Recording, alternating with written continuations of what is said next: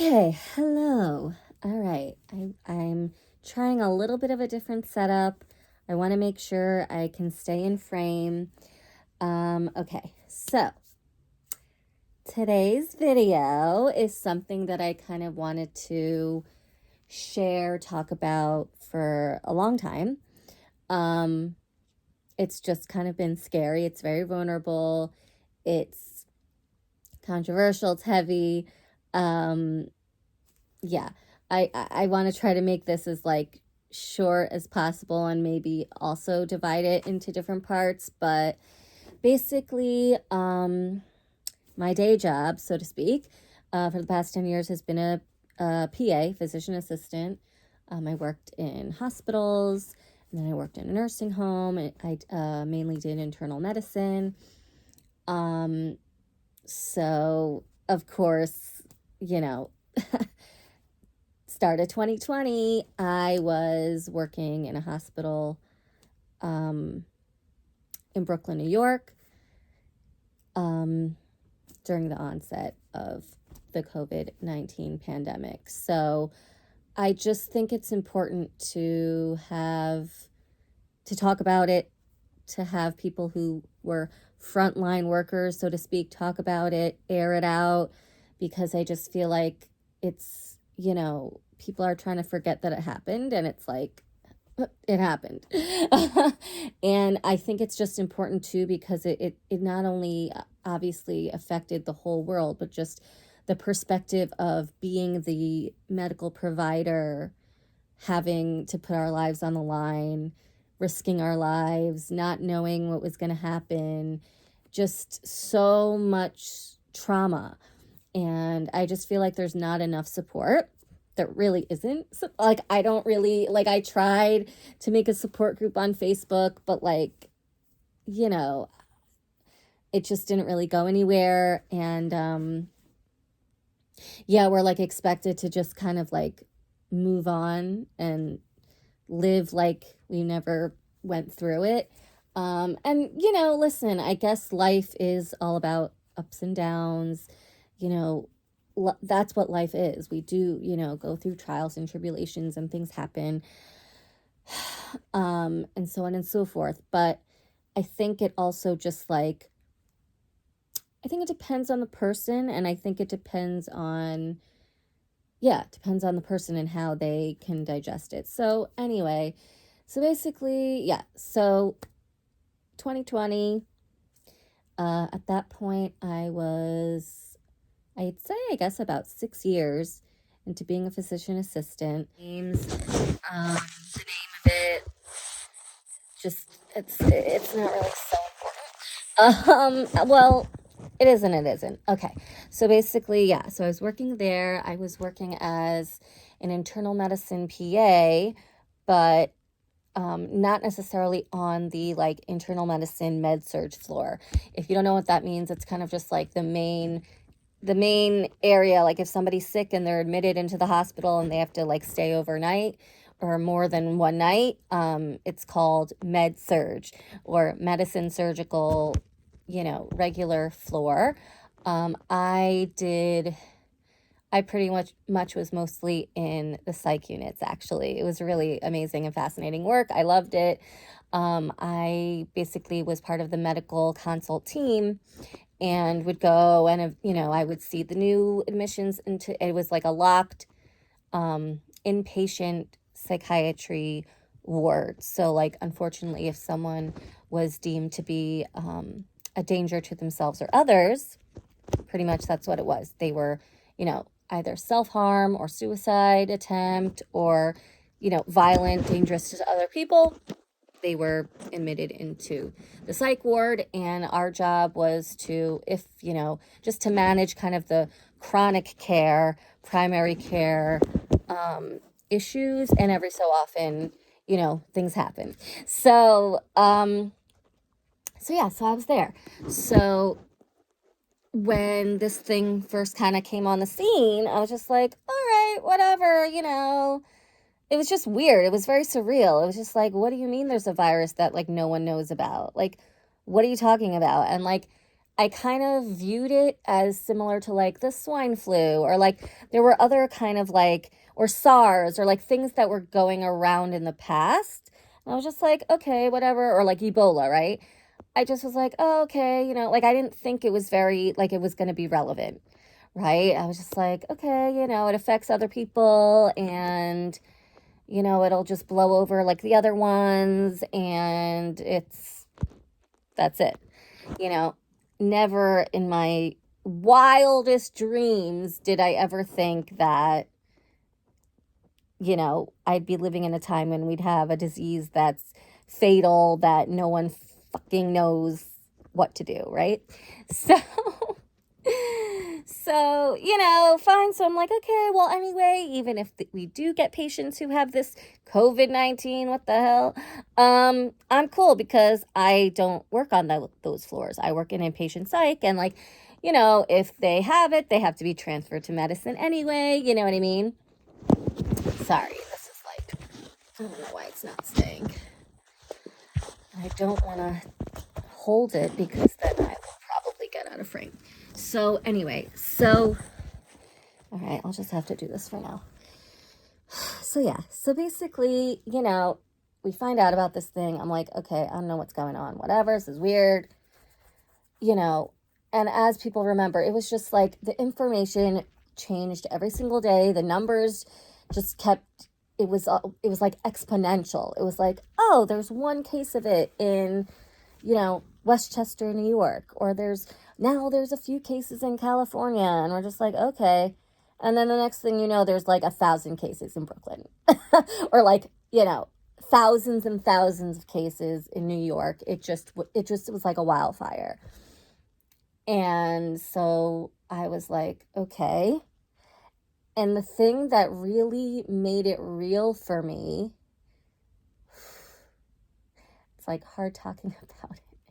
It's weird. I don't know why. It was really traumatic. So basically we would have every so often, like department meetings, right? We would have department meetings. So we had a couple meetings about it. And one meeting,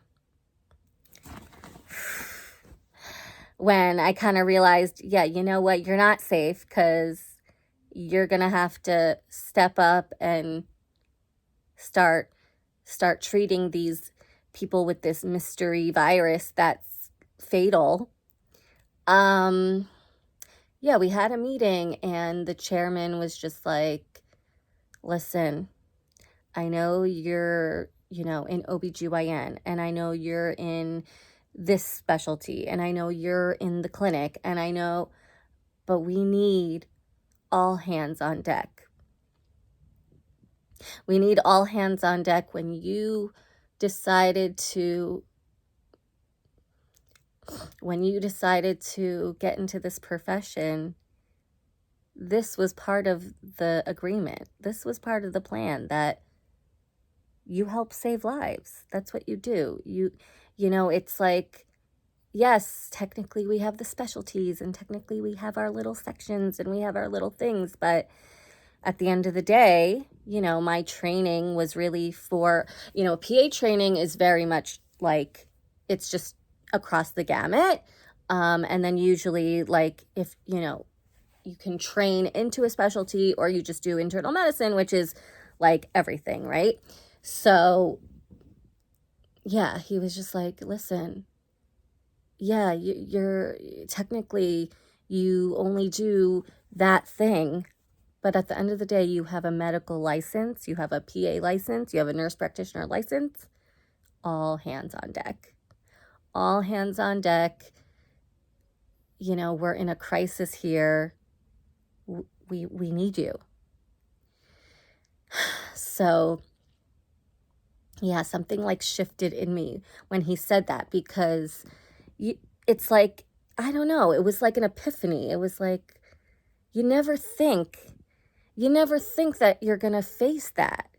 I grew up very sheltered. I grew up very I grew up pretty sheltered. And scary things didn't really happen, right? I'm a You know, I'm a millennial. I grew up in the 90s. You know, we didn't have like plagues and this and that and hunger and famine, right? Like, pretty cushy. And so you don't think that you're gonna have to like face something like this in your lifetime, right? So, yeah, something shifted, and I was just like, holy fucking shit. I guess he's right, and fuck, I'm fucked. Okay? Like, literally, that's just what was going on in my brain. I'm like, I guess he's right. I didn't think this was ever gonna happen. But gee, I guess that was the fucking fine print. And I'm sorry for all the profanity, but it's like, this is the most real, like this, like, I don't want to sugarcoat it because that's not fair, and that because that's not really getting across like what it was. So, right. So he said that, and then like probably a few days later, you know, basically my schedule was completely changed.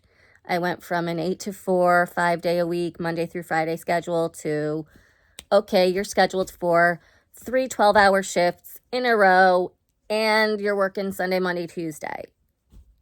You know, and you are going, and you're gonna be working your med surg skills and treating COVID patients. No clue. No clue what I was doing. No idea. Learned as we went. You know, we were just doing, and our hospital was very much just adherent to CDC guidelines, whatever the CDC said we did. You know, we're we're a city hospital, so we're like oh my God, my brain, sorry. A city funded hospital. So I think because of that, I think it's just like, I guess with the politics and logistics and stuff, it was just like, okay, whatever, we're just going with what the CDC says, you know? Yeah, and it's like, just everything just came up to the surface. Like, you know, in PA school, you learn about PPE, which is protective, oh my God, sorry about that. Okay, so yeah, so in PA school, you know, you learn about PPE, which is personal protective equipment. You know, you learn about it, you kind of learn how it works. Every so often we would use it just for like, you know, common things, like C. diff, or I would use it a lot for patients who had scabies, you know, or lice, or just different like things. But the extent that we had to wear it, and like, it was just like a complete shift. It was like, you know, okay, so, and it was like we learned as we went along, you know what I mean? And like, so, yeah, it was just like, I remember you have to do it every day, every time you go onto the unit and you're going into the rooms. And it's just, it becomes like a routine, and you kind of get, you get a routine, and you get a groove. And it's like, and it's just like the motions of putting on the robe, plastic robe apron, and then, you know, making sure that when you put on the gloves, it goes over the sleeves, and then like putting on the cover, you know, the hairnet, and then putting on the, you know, the N95. But because we had a limited amount, we had to also put a surgical mask over the N95. And then once we were all done with that, then put on the, you know, face shield. And it was just like, and then it's like called donning and doffing. So doffing is just a fancy term for taking it off. But you have to take it off in a way that, you know, you're not going to contaminate yourself, or, you know, try to do it in a way that you're not going to contaminate. So it was just like, I remember there was a whole system of what I would do, and I would, you know, I remember just like taking off the oh my gosh, I'm saying it wrong. Whatever. I can't even, the plastic apron thing. And, just like the motion of taking it off and the gloves coming off with it. And then I would wash my hands in between every step. So it's like, take it off, wash my hands. Take off the shield, wash my hands. Take off the hairnet and the mask, wash my hands, then wash the shield. Because you also only got one shield, and it was just like, I remember the beginning, like, they didn't have enough shields and they didn't have enough N95. So, like I said, you had your N95 and you had the same one for like a week and you had to cover it with a surgical mask, and then they'd run out of surgical masks, and then everything ended up being like under lock and key. So you had the anxiety of going on your shift and needing to know who had the key to get the things that you needed to just feel like maybe you would be protected and safe.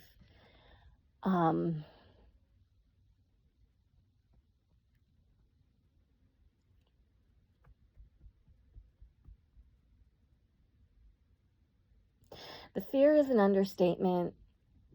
The fear, it's hard to articulate. I think I'm allowing myself to be emotional right now because I think that people don't understand. They don't understand, and they don't want to understand, or it seems like there's a lot of just pushing under the fucking rug, and I'm just over it. Like, no, we went through one of the most traumatic things. Like, it's almost like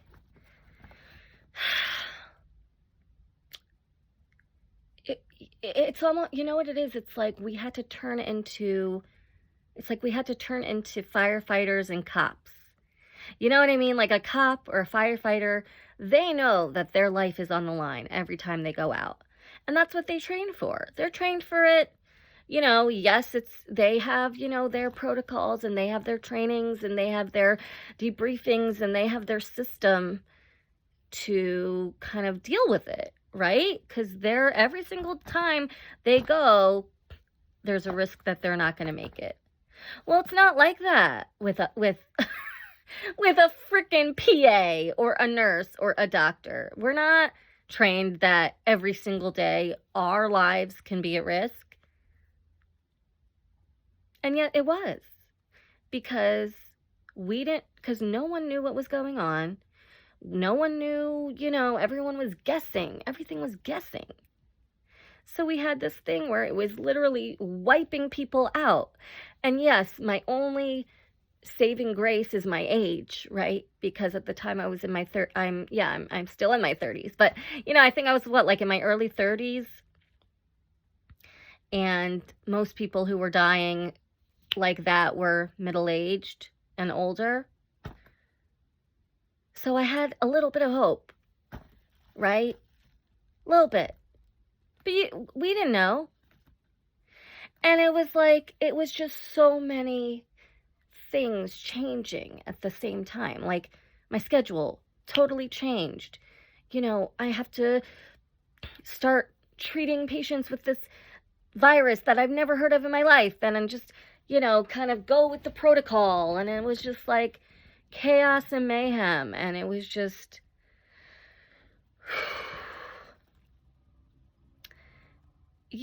and like also before that, I never had one of my patients die, ever. I didn't, because I was, or like very rarely. I mean, yeah, even in my previous job that I had and I was doing internal medicine in a hospital, if they did pass away, it was usually in the ICU. So it wasn't even my unit, right? So yeah, here I was. I had patients in the psych unit, but if they became really sick, then they would go to medicine, right? I think it was my first shift. I came back the next day. I said, hey, what's going on? Oh yeah, 3 of your patients died. 3 of them. One just because he got up to go to the bathroom. And because he was off of his mask for like the time it took to go to the bathroom.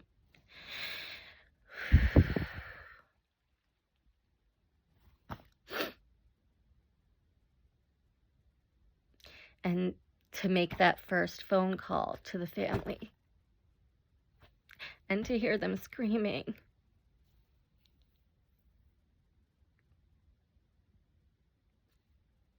There's no training for that.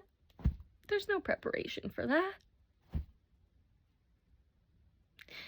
You know, you're just in the moment. Okay, well, someone has to tell the family. Someone has to tell the family that their family member died. And yeah, you know what? It was an old lady. I think she was probably in her 60s or 70s. And she was DNR. That was another thing that kept happening, is they were just like, everyone is dying so fast. And it just seems like once you get on the ventilator, it's over. It's a wrap, right? So DNI is, oh my gosh. Intubate. Sorry, intubate. That's when you would put the breathing tube down, right? So there were it was a big thing that they were just like, you know what? A lot of people who were really old or had a lot of health problems, had cancer, had a lot of different comorbidities, were just kind of pushed to just be like, sign the DNI. DNR is do not resuscitate, meaning do not do CPR or something to like bring back a flatline. And DNI, don't give them the ventilator. So that's what happened, I think, with the lady that it's fuzzy. I mean, it was 4 years ago and it's trauma. So whatever's coming through is coming through. But I believe that the person that I called for, I believe she was a DNI. But still, it's still, you know, you think there's always hope, right?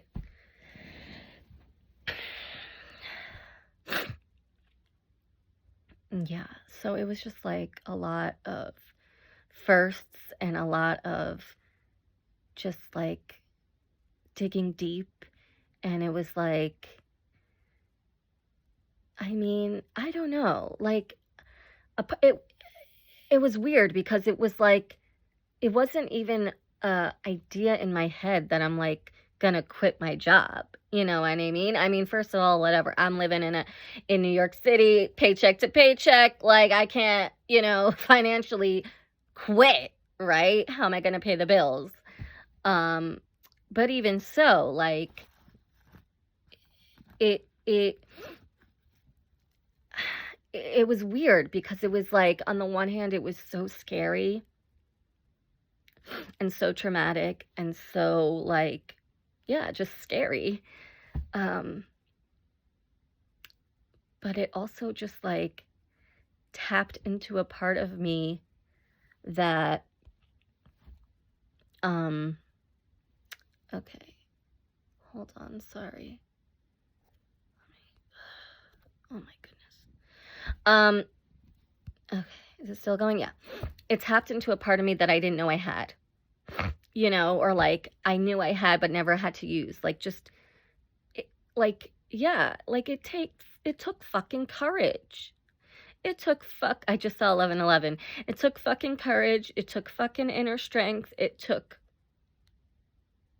so much strength. Right? I mean, I really could have just quit and been like, fuck this shit. I'm out. Peace. You know? I could have, right? Because we all have a choice.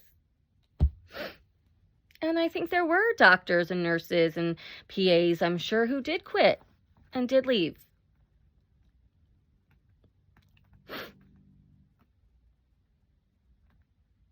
And it's funny how like different little things would trigger and bring back the memories and the emotions. So like one of the good things was that, you know, a lot of the, you know, because we had to be there long hours and, you know, people had to yeah, we were there long hours working 12-hour shifts, and just it was it was chaos, right? You had to always kind of be on alert because somebody was desatting and somebody was dying, and it was just, it was chaos.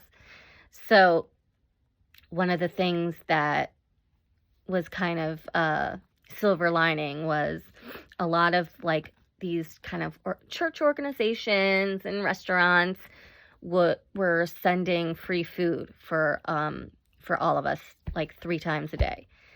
So we always had tons of snacks around, and during the different meal times, we would go and get a free meal. Now, it's Brooklyn, New York, and the hospital I worked in is huge, so you can just imagine that everybody is all the staff, like, and it's not, also a hospital isn't just PAs and nurses and doctors. It's clerks, and it's assistants, and there's so many staff, there's so much staff in a hospital. It takes so many people to run a hospital, so you can just imagine the lines. Huge, huge, huge lines that would just be like just so long. You had, that I hated it, but they would usually go pretty quickly, but like just the lines just to get lunch, right? Or just to get dinner, right? Because a 12-hour shift, so like 8 to 8. 8 to 8. And it was and it was every time, and you'd go, and we would kind of joke, oh, what are we getting today? Oh, what's the food today? Oh, is it good? And it's funny how, like, after that, if they ever, every so often, they would have, after that, if there was like a department party or just something, if there was some kind of event happening in the hospital and they'd have a long line like that, it would just trigger. And bring me back, and just like the smell of the surgical mask. It's funny because when I first had to wear the surgical mask, it first reminded me of my trauma from PA school because I remember like hating my surgery rotation. Like I had it. Yeah, oh my gosh, this is getting long already. I'll have to probably do a part 2. But yeah, anyway, I remember having to wear, you wear the surgical mask in surgery, and it just brought back so much because surgery rotation was just traumatic. That's a whole other video. But but now when I wear it, it just brings back the memory of like, okay, now I have to walk around and constantly have this thing on my face, even on the bus, and that was another crazy thing is it was a ghost town. It was a ghost town, but the essential workers went on the bus, sat with a seat in between. And we got to go on the bus for free because the driver was too afraid to have us even go past him. Whole world flipped upside down. Whole world flipped upside down. And this is only 4 years ago, guys. This is only 4 years ago.